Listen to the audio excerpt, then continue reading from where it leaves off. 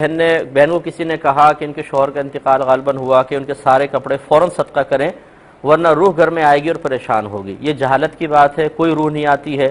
جب شریعت نے کپڑوں کو صدقہ کرنا فرض یا واجب قرار ہی نہیں دیا ہے تو کیوں روح بے چین ہوگی اور کیوں گھر پر آئے گی؟ اس لیے یہ بالکل غلط خیال ہے۔ دوسری بات یہ ہے کہ جو کپڑے ہیں یہ ایک مال ہیں، اور میت جو بھی مال چھوڑ کر جاتی ہے اس کو ترکہ کہتے ہیں، اور ترکے میں تمام ورثاء کا حق ہوتا ہے۔ لہٰذا تمام ورثاء، اگر کوئی ایک وارث یہ دعویٰ کرتا ہے کہ یہ کپڑے بیچے جائیں اور بیچنے کے بعد جتنا اس کا پیسہ آئے وہ مطلب جیسے شرعی طریقہ اس کے حساب سے تقسیم کیا جائے، تو یاد رکھیں کہ ورثاء سے پوچھے بغیر اس طرح کپڑے صدقہ کر دینا یہ گناہ بھی ہوگا۔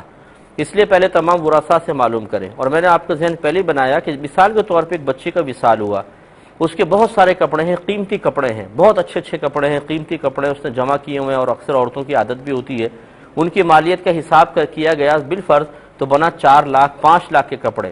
تو کیا یہ سب کے سب صدقہ کرنا واجب ہو جائے گا؟ یعنی لوگ اگر یہ سمجھتے ہیں کہ واجب ہے تو یہ غلط خیال ہے، بلکہ یہ 4-5 لاکھ کے کپڑے ہیں، اگر ان کو سیکنڈ ہینڈ بھی بیچا جائے 2.5-3 لاکھ میں، 2 لاکھ میں بکیں تو 2 لاکھ ہاتھ میں آئے اور یہ ورثاء کا حق بنے گا۔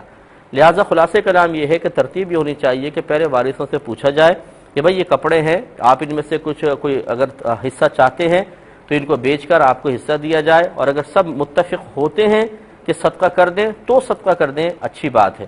پھر بھی یہ کوئی فرض یا واجب نہیں ہے، نہ صدقہ کریں کوئی بات نہیں۔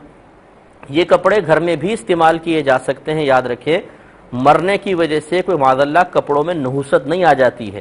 یہ نامعلوم ہم مسلمان چونکہ ضعیف الایمان ہیں، نہ قرآن صحیح طرح پڑھتے ہیں نہ حدیثیں صحیح طرح پڑھتے ہیں، ایک ہمارا قریبی مرتا ہے اور ہم اس کے کپڑوں سے ڈرنا شروع کر دیتے ہیں کہ اگر ہم پہن لیں گے شاید ہم بھی مر جائیں گے، یا پتہ نہیں کیا خیال آنا شروع ہو جاتا ہے، حالانکہ یہ کپڑے بالکل صحیح ہیں، آدمی پہن سکتا ہے۔